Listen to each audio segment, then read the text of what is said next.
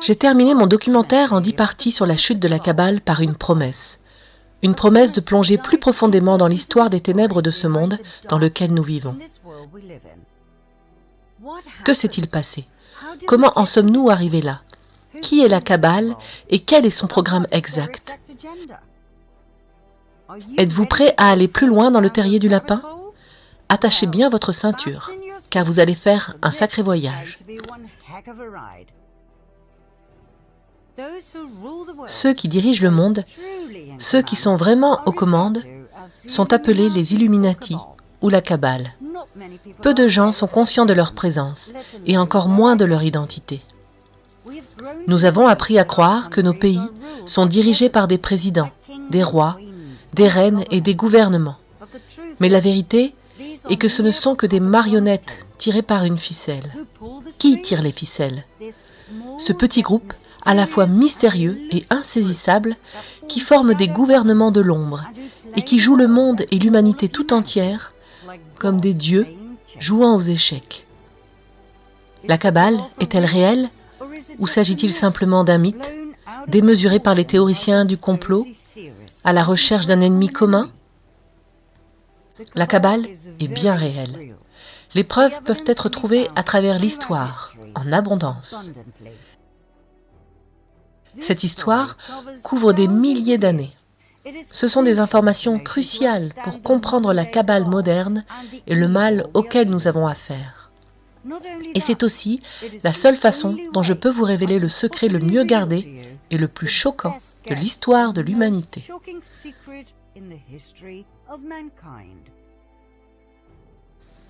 Remontons dans l'histoire jusqu'à la plus ancienne civilisation de la Terre, Sumer.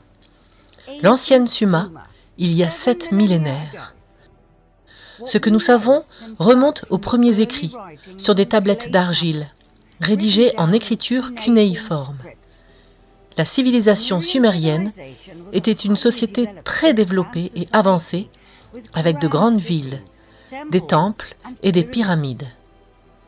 Les découvertes archéologiques nous apprennent que les villes présentaient des mosaïques étonnantes, des rues élaborées, des blocs d'habitation, une plomberie intérieure, des toilettes avec un système de chasse d'eau et bien plus encore. Le temple d'Inanna, dans l'ancienne ville d'Uruk, nous déconcerte encore aujourd'hui par sa splendeur, ses couleurs vives et ses représentations d'étranges créatures animales. Inanna était l'ancienne déesse sumérienne associée à l'amour, à la beauté, au sexe, à la guerre et au pouvoir politique. Elle fut plus tard vénérée par les Akkadiens, les Babyloniens et les Assyriens sous le nom d'Ishtar ou Asherah. De nombreux chercheurs pensent aujourd'hui qu'elle était l'Isis des Égyptiens, Diana des Grecs et Vénus des Romains. Elle était l'épouse de Baal, la divinité qui exigeait le sacrifice d'un enfant. Nous verrons plus tard si cela est vrai ou non. L'ancienne culture de Sumer et sa religion polythéiste se sont étendues vers le nord-ouest, en Babylonie, puis encore plus à l'ouest. Elle s'est étendue à ce que nous connaissons aujourd'hui sous le nom de Canaan et de Phénicie. Nous parlerons de ce groupe plus tard. Il y a eu un deuxième groupe. Ils sont allés plus au nord, jusqu'à la région que nous appelons aujourd'hui l'Ukraine et le sud de la Russie, entre la mer Noire et la mer Caspienne. Là, ils ont pris le nom de Khazars et ont appelé leur nouvelle patrie le royaume de Khazaria, du nom de leurs ancêtres. Joseph Ramgam, roi des Khazars, a expliqué dans une lettre au ministre des Affaires étrangères du calife de Cordoue, Hasdaï ibn Shaprut, que son peuple était un descendant direct de Japhet, fils de Noé. Khazaria était au centre de la route de la soie du nord-ouest. Les marchands qui passaient par Rosaria devaient payer un péage, une façon lucrative de gonfler les couvertures du royaume. Les dangers étaient différents de ceux des peuples des pays voisins. Ils étaient décrits comme des voleurs et des espions. On disait qu'ils étaient des gens sans loi qui vivaient une vie de péché, d'extrémité sexuelle et de cruauté. Ils assassinaient les voyageurs d'autres pays et adoptaient leur identité. Ils étaient maîtres dans l'art de la tromperie.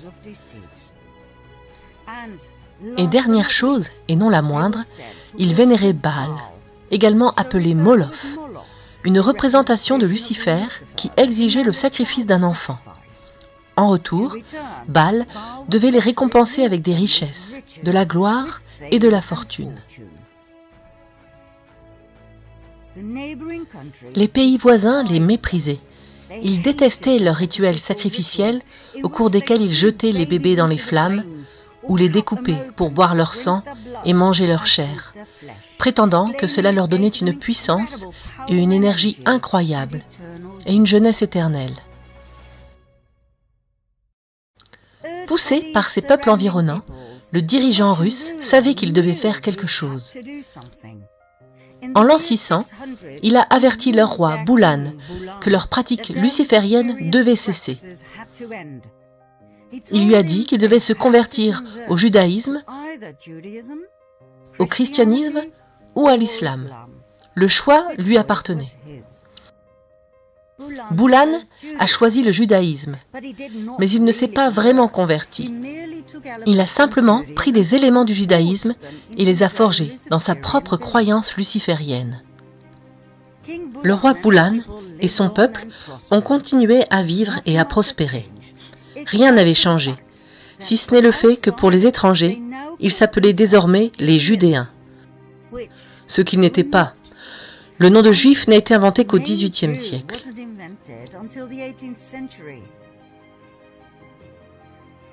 4 siècles passèrent. En 965, après Jésus-Christ, le grand prince souverain russe de Kiev, Sviatoslav Ier, estima qu'ils étaient allés trop loin avec leur culte du diable et leur sacrifice d'enfants. Il décida de les anéantir. Mais les Khazars avaient leurs espions partout, et le plan rusé russe fut porté aux oreilles du roi khazar, qui, juste à temps, fuit le pays avec ses 25 femmes et 60 concubines. Toutes de la noblesse, plus une énorme quantité d'or et d'argent. Tout l'exode de la royauté et de la noblesse passa par la Hongrie vers la Pologne, puis de l'Allemagne vers le sud, vers la France et l'Espagne. Partout où ils sont allés, certains ont été laissés derrière. Afin de révéler leur véritable identité, ils se sont appelés les Ashkénazes judéens, sachant très bien que leur nouveau pays d'origine n'attendrait pas vraiment avec anxiété les dangers lucifériens. Ashkénaze, d'ailleurs, était le nom d'une région qu'ils ont inhibée lors de leur migration de Sumer à Babylone vers le Caucase. Comme toutes les régions de l'époque, celle-ci s'appelait ainsi d'après les descendants de Noé. Ashkénaze étant un petit-fils de Japheth et un arrière-petit-fils de Noé. Ne vous inquiétez pas, vous n'avez pas à vous souvenir de tout cela.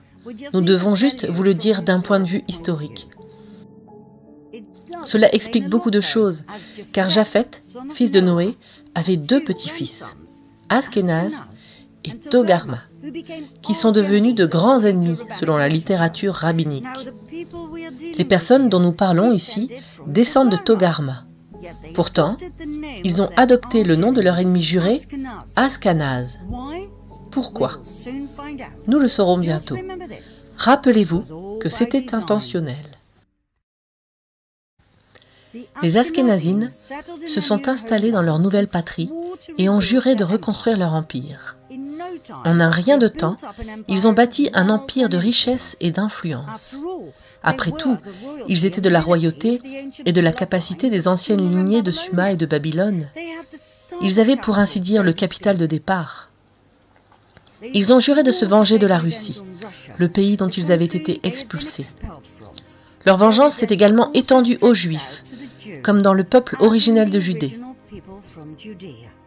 Pourquoi? Parce qu'à l'époque de la princesse Jézabel, dans une situation où 2 divinités étaient contestées, ils ont choisi Yahvé plutôt que Baal. ce fut leur sentence de mort, car les Askénazes khazars n'oublieraient ni ne pardonneraient jamais. Quelques années après leur installation en Europe, ils ont élaboré un plan directeur absolu, un plan si grand, si intelligent et si diabolique qu'il allait changer la face du monde pour toujours. L'une des familles khazariennes qui s'était jointe à l'exode de Rosaria était la famille Rothschild. C'est bien de cela dont j'ai parlé dans la deuxième partie de ma précédente série. Ils se sont installés à Francfort, en Allemagne, où ils sont devenus riches et puissants, grâce au commerce et à la banque. Ils ont appelé le sud de l'Allemagne Askénaz, en hommage à leurs ancêtres. Ils offraient des billets aux voyageurs qui laissaient derrière eux leur argent doré, stocké en toute sécurité dans les coffres de leurs hôtels, des billets contre des dépôts. De cette façon, ils ont amassé une quantité sans précédent de richesses qui, combinées aux intérêts qu'ils ont reçus, ont été utilisés pour étendre leurs richesses et donc leur pouvoir. Meyer Amschel Rothschild a eu 5 fils, qui sont devenus de puissants banquiers dans 5 grandes villes. Francfort, Londres, Paris, Vienne et Naples. En un rien de temps, ils ont acquis un pouvoir financier sur toute l'Europe. Ils sont devenus les banquiers personnels des rois et des reines. Ils sont même devenus les trésoriers du Vatican.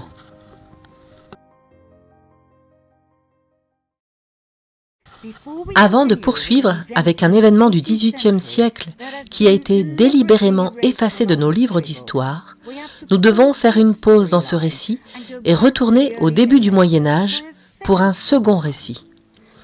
Les deux se rencontreront au cours de cet événement du XVIIIe siècle, et quand ils le feront, les choses se mettront en place, je vous le promets. Nous commencerons à l'époque des croisades. En 1048 après Jésus-Christ, une organisation a été fondée, appelée l'Ordre de Malte. Elle a été fondée à Jérusalem, le but étant d'obtenir un joyau. Une branche de l'ordre gérait un hôpital en Terre Sainte pour s'occuper des pèlerins chrétiens. L'autre branche étant militaire, chargée par Rome de protéger les chrétiens contre la population musulmane locale. Leur symbole, la croix de Malte, à 4 branches égales. Pendant les 50 premières années de leur existence, Jérusalem était un territoire musulman. Le nombre de pèlerins chrétiens qui se rendaient à Jérusalem était limité, même par la loi islamique. En 1096 après Jésus-Christ, la première des 9 guerres éclata. Elle est connue sous le nom de première croisade.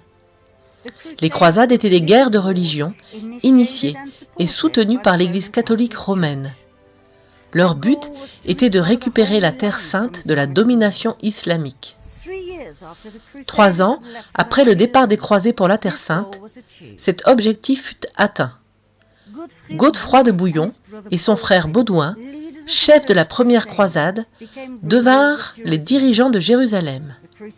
Les croisades ont peut-être été romancées dans la littérature et les films, mais la vérité est qu'elles étaient malsainement religieuses et axées sur la destruction, la mort et la conversion forcée.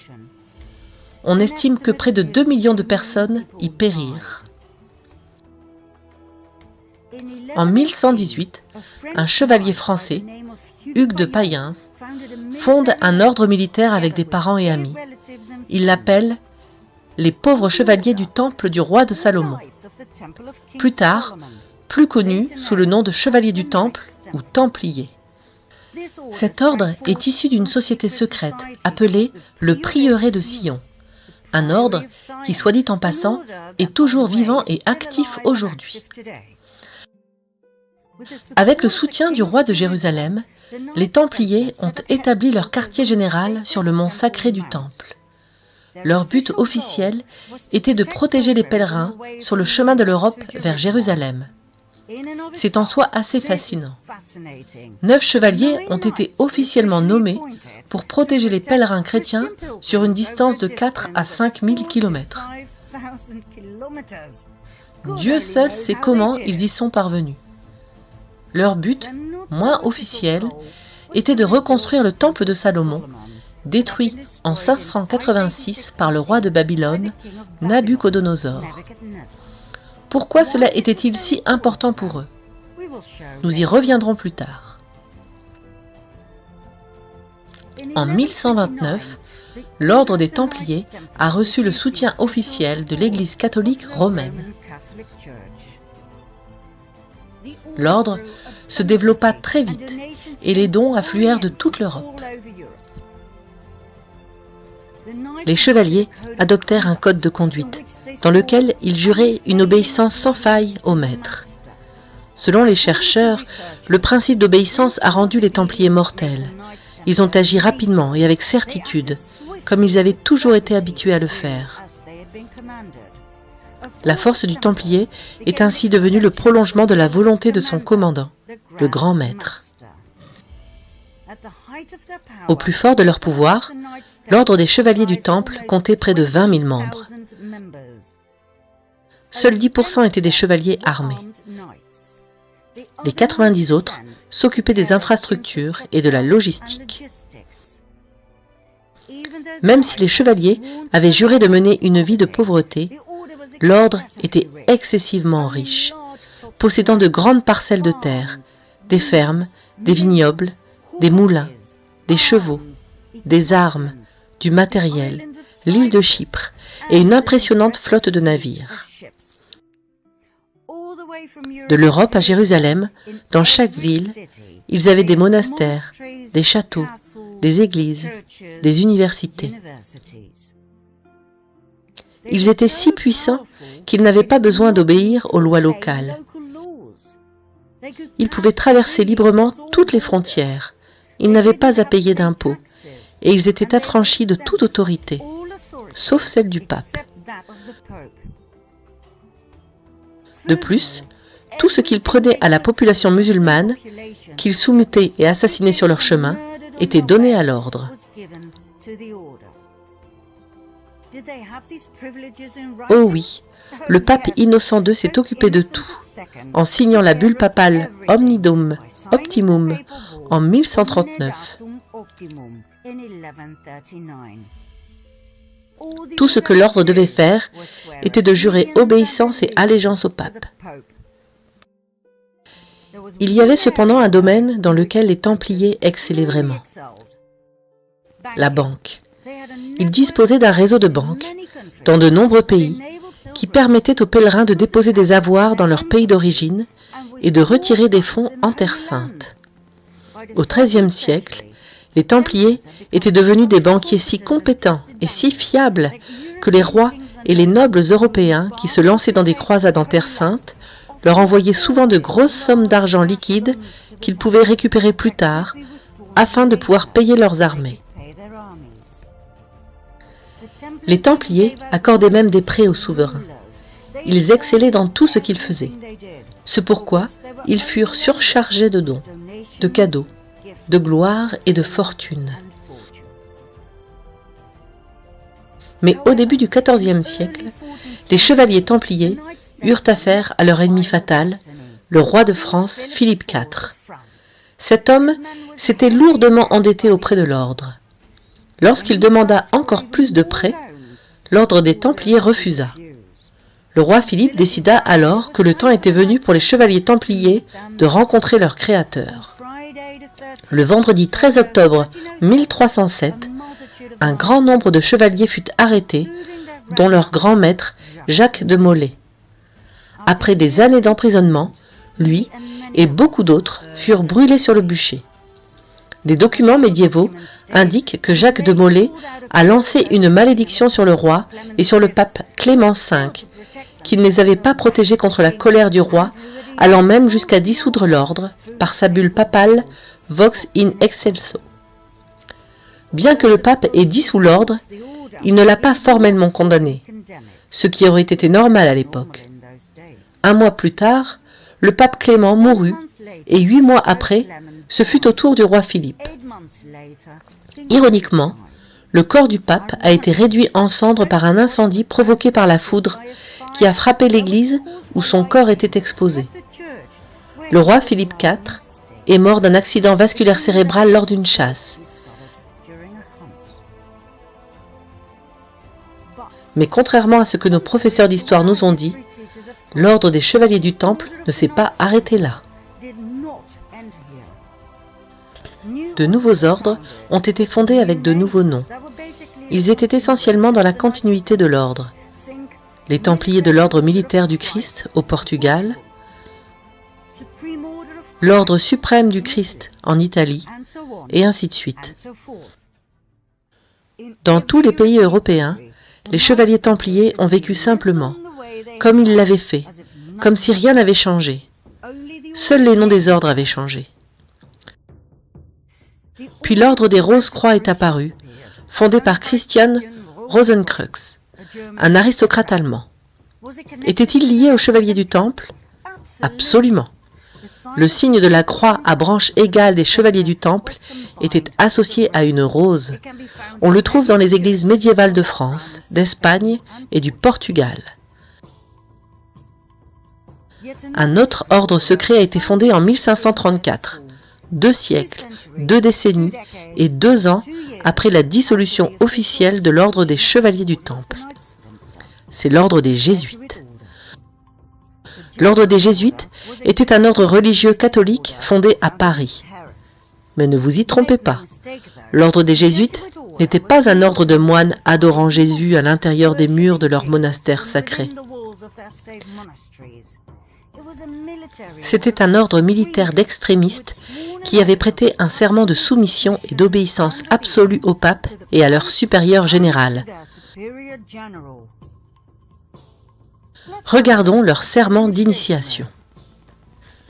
Je déclare que je n'ai aucune opinion ou volonté de mon propre chef, mais sans hésitation, j'obéirai à tous les ordres que je recevrai de mes supérieurs dans la milice des papes et de Jésus-Christ. Je promets en outre et déclare que lorsque l'occasion se présentera, je mènerai une guerre impitoyable, secrètement ou publiquement, contre tous les hérétiques, protestants et libéraux, comme je suis chargé de le faire, pour les exterminer et les détruire sur la terre entière. Et que je n'épargnerai personne, ni selon l'âge, le sexe ou la classe, et que je pendrai, brûlerai, ferai bouillir, cuisinerai, pèlerai, étranglerai et enterrerai ces honteux hérétiques, déchirerai les estomacs et les ventres de leurs femmes et écraserai les têtes de leurs enfants contre le mur, dans le but de détruire à jamais leur horrible race. Si cela ne peut être fait ouvertement, je leur administrerai secrètement soit une coupe avec du poison, ou la corde d'étranglement, l'acier du poignard, ou encore la balle de plomb, sans tenir compte de l'honneur, du rang, de la dignité ou de l'autorité de la ou des personnes, comme je serai à tout moment instruit par un agent du pape ou un supérieur de la confrérie de la Sainte Foi de l'ordre des Jésuites. En confirmation de quoi, je consacre par la présente ma vie, mon âme et tous mes pouvoirs corporels. Et avec ce poignard que je reçois maintenant, je signerai de mon nom avec mon propre sang en témoignage de celui-ci. Et si je me révélais félon, ou si je faiblissais devant ma détermination, que mes frères et compagnons d'armes de la milice du pape me coupent les mains et les pieds, et la gorge d'une oreille à l'autre, que mon ventre soit ouvert et que du soufre y soit brûlé, avec tout le châtiment qui peut m'être infligé sur terre, et que mon âme soit torturée par des démons et dans l'enfer éternel à jamais. Ce n'est pas exactement ce que l'on attend d'un ordre de Jésus, n'est-ce pas? Remarquez que lorsque nous parlons de l'ordre jésuite, en relation avec la Kabbale, nous ne parlons pas des segments inférieurs de l'ordre. Je connais personnellement des prêtres jésuites qui sont des êtres humains merveilleux et qui ont apporté beaucoup de beauté et de sagesse dans ce monde. Ce dont nous parlons ici, c'est du sommet de la pyramide, l'élite absolue de l'ordre, mieux connue sous le nom de Conseil jésuite. Des documents de l'âge d'or nous montrent que l'ordre jésuite est devenu un groupe d'hommes extrêmement puissant. Leur influence a dépassé de loin le monde religieux. Elle s'est étendue jusqu'au monde laïque. Ils se sont infiltrés dans les anciennes loges maçonniques. Les maçons étaient des artisans qualifiés dans le domaine de la construction. Ils travaillaient de leurs mains, ils faisaient un travail physique et difficile. Les jésuites infiltrés ont été autorisés à s'y joindre en raison de leur contribution dans le domaine de l'architecture, des sciences et des arts. On les a appelés les maçons libres, d'où le nom de francs-maçons. Les francs-maçons étaient des hommes riches, ayant une connaissance particulière de l'architecture. On sait qu'ils s'intéressaient particulièrement au temple de Salomon, tout comme les Templiers. De plus, ils se concentraient sur la préservation des connaissances ésotériques, par exemple sur la Kabbale. La fascination pour le temple de Salomon n'est pas le seul lien entre les francs-maçons et les chevaliers du temple. Aujourd'hui encore, le rite yorkais administre 3 ordres de maçonnerie, dont l'un est celui des chevaliers du temple. Les chevaliers templiers du rite de York sont une branche militaire des francs-maçons, tout comme l'ordre médiéval des chevaliers templiers. Ils ont tous deux le symbole de la Croix-Rouge à 4 branches égales. En bref, les francs-maçons étaient un groupe très secret de puissants jésuites, qui s'étaient infiltrés dans les innombrables loges maçonniques à travers le monde. Ils ont finalement fondé leur propre loge en 1717, la première grande loge d'Angleterre, et cela allait s'avérer être leur salut. Que s'est-il passé? Les jésuites étaient devenus beaucoup trop puissants au goût de 80 chefs d'État du monde entier, qui se sentaient manifestement menacés par l'ordre puissant. Ils ont donc interdit l'ordre et ont fait pression sur le pape Clément XIV pour qu'il fasse de même. En 1773, le pape acquiesce à leur demande. Il promulgue le Dominus Redemptor, la bulle qui mit fin à l'ordre des jésuites. Il semble en effet que l'histoire se soit répétée. Mais devinez quoi? Elle s'est retirée tout comme les chevaliers templiers avant eux, et ils ont continué à utiliser un autre nom, en l'occurrence la franc-maçonnerie. 1 an après sa trahison des jésuites, le pape Clément a été assassiné par empoisonnement, tout comme le luciférien Uza. Les jésuites et leurs prédécesseurs, comme les chevaliers templiers, ont toujours eu le goût de la vengeance. Nous avons promis que nos 2 histoires se rejoindraient lors d'un événement historique qui aurait un impact massif sur le monde. Nous avons finalement atteint ce point. Vous voulez savoir ce qu'il s'est passé? Suivez-moi à la 2e partie.